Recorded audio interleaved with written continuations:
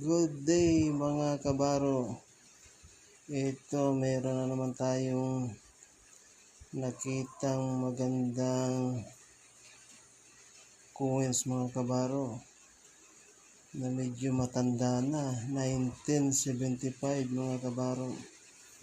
Australian coins na Queen Elizabeth II.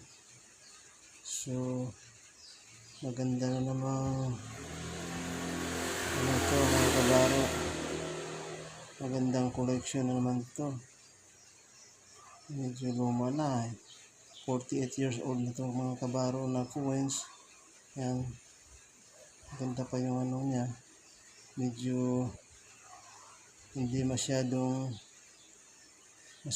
gamit. So